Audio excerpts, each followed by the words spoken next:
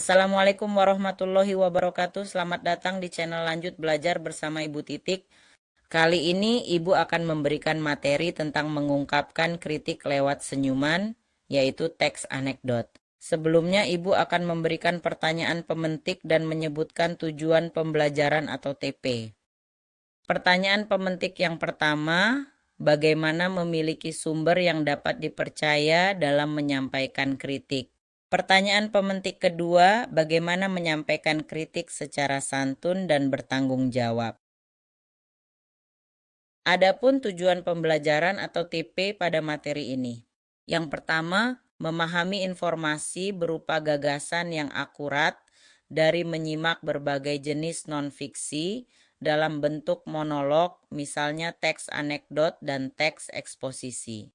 Yang kedua, mengevaluasi informasi berupa gagasan, pikiran, perasaan, pandangan, arahan atau pesan yang akurat dari menyimak berbagai jenis teks non-fiksi dan fiksi dalam bentuk monolog, dialog, dan gelar wicara dari berbagai sumber, misalnya video pembacaan puisi dalam tautan YouTube. Yang ketiga, mengonstruksi informasi berupa pandangan yang akurat dari menyimak teks non-fiksi dalam bentuk dialog yang akurat, misalnya kritik sosial dari televisi, radio, atau internet. Yang keempat, mengkreasi informasi berupa gagasan yang akurat dari menyimak teks informasional dalam bentuk monolog. Pada bab ini kalian akan belajar memahami teks anekdot sebagai salah satu cara dalam menyampaikan kritik dan membuat teks eksposisi berdasarkan hasil penelitian untuk menyampaikan fakta yang terjadi sebagai bahan untuk menyampaikan kritik sosial. Kalian juga dapat mendiskusikan dan memahami definisi teks anekdot. Kali ini Ibu mau bertanya dulu, pernahkah kalian membaca sebuah cerita lucu sekaligus mengandung kritik atau fenomena sosial yang terjadi di masyarakat?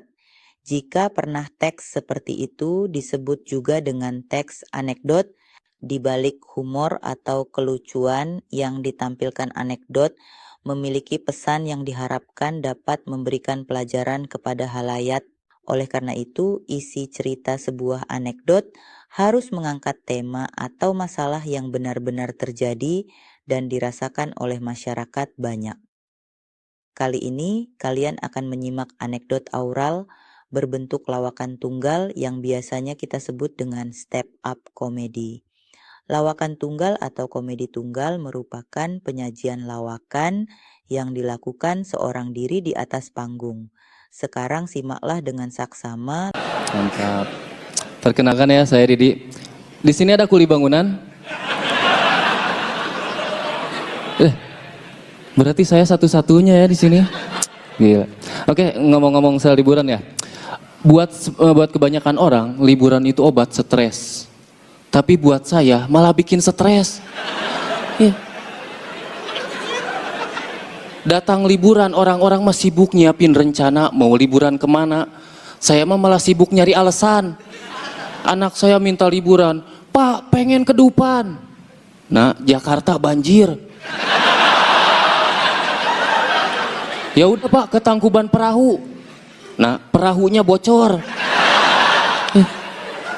Bilang aja Bapak nggak punya uang. Cerdas.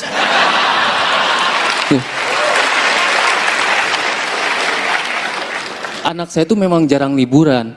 Saya bawa ke tempat kerja aja, menurut dia itu tamasya. Iya. Dari pagi sampai sore dia anteng nyusun Lego. Pakai batu bata. Kalau orang lain nyusun Lego anak-anak, ya jadi robot. Anak saya mah jadi pos ronda.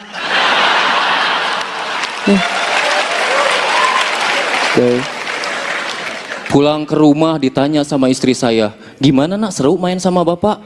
Mantap mah. Pokoknya udah gede aku mau jadi kuli bangunan. Hei, masa perempuan jadi kuli bangunan? Nggak apa-apa mah, emansipasi. Ya anak saya tuh memang jarang liburan, jadi dia norak. Kemarin aja nih, saya bawa ajak mandi bola, dia bawa handuk.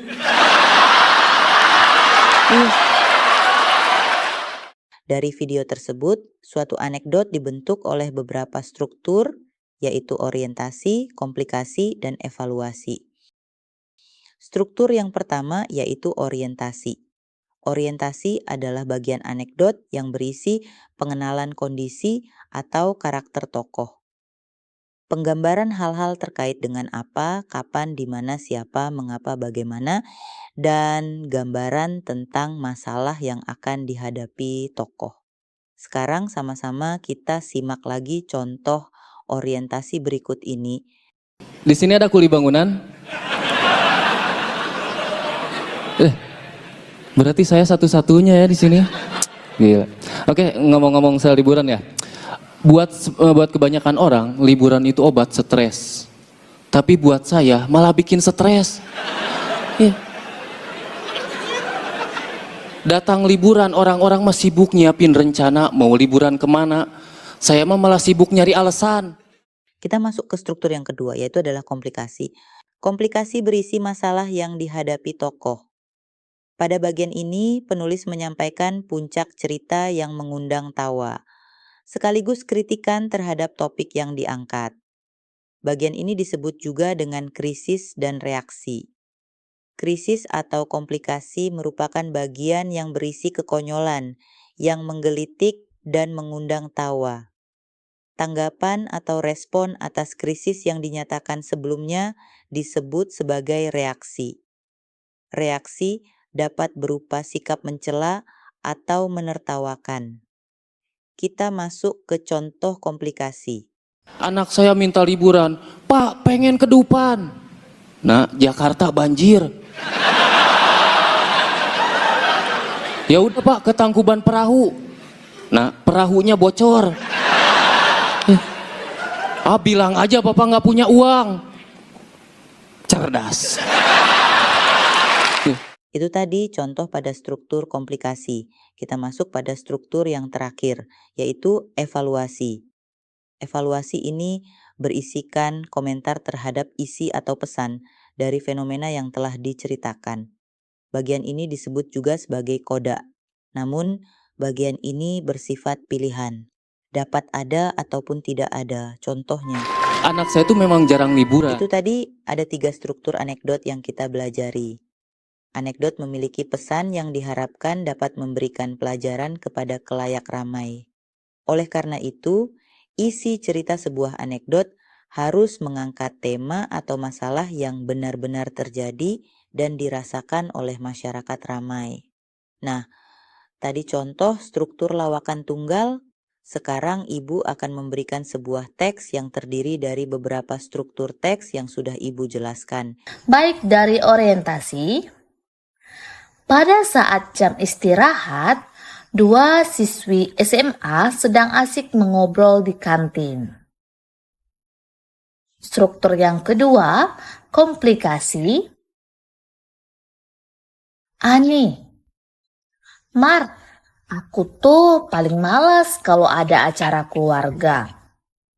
Maria, loh bukannya senang bisa ketemu banyak saudara. Lagi pula kan banyak makanannya. Ani, makanan terus. Aku itu malas ketemu mereka. Maria, kok bisa? Ani, soalnya pasti ibuku akan membanding-bandingkanku dengan saudaraku. Terus bibi-bibi atau om-omku akan komentar macam-macam. Emangnya aku barang dagangan apa? Dibanding-bandingkan dan dikomentari. Maria, itu kan artinya mereka perhatian, sayang sama kamu. Ani, sayang apanya? Kalau sayang itu didukung, bukan dijatuhin. Struktur yang ketiga, evaluasi. Maria, benar juga sih. Ya udah nanti kamu jangan main ke rumahku lagi ya. Ani, loh kenapa? Maria, Soalnya ibuku suka banding-bandinginku sama kamu. Sebel tahu. Nah, itulah contoh teks anekdot beserta strukturnya. Materi yang terakhir yaitu kaedah kebahasaan dalam teks anekdot. Anekdot tergolong ke dalam teks bergenre cerita. Oleh karena itu, di dalamnya menggunakan beberapa kaedah bahasa. Yang digunakan dalam cerita pada umumnya, kaedah kebahasaan yang digunakan seperti kalimat langsung dan tidak langsung, kata hubung kronologis dan penunjuk waktu lampau. Namun ada beberapa kaedah bahasa yang khas digunakan dalam teks anekdot ini, yaitu satu pertanyaan retoris. Apakah kalian pernah mendapatkan pertanyaan yang sudah jelas jawabannya? Ya, contohnya siapa yang tak ingin bahagia? Itulah yang dinamakan pertanyaan retoris. Pertanyaan retoris bisa dijawab oleh penanya itu sendiri. Pertanyaan ini diberikan untuk menyindir, memberi nasihat, dukungan atau pesan terhadap orang lain secara halus. Kaedah kebahasaan yang selanjutnya yaitu majas sindiran. Majas sindiran merupakan kelompok majas yang mengungkapkan maksud atau gagasan dengan cara menyindir, guna meningkatkan kesan dan makna kata terhadap pembaca. Majas sindiran terdiri dari 3 macam, yaitu ironi, sinisme, dan sarkasme. Ironi adalah gaya bahasa yang melukiskan suatu maksud dengan mengatakan kebalikan dari keadaan yang sebenarnya dengan tujuan menyindir. Contoh, harga kedelai murah sekali sampai pabrik tahu dan tempe tutup karenanya. Majas sindiran yang kedua yaitu sinisme. Sinisme adalah gaya bahasa berupa ejekan atau sindiran, menggunakan kata-kata kasar yang disampaikan secara langsung dengan setulus hati. Contohnya, untuk apa punya uang, jika makan saja harus diatur timbangannya. Biar sewa, yang penting keren. Nah, itu contoh dari majas sindiran sinisme. Kita masuk majas sindiran yang terakhir, sarkasme. Majas sarkasme merupakan gaya sindiran yang paling keras.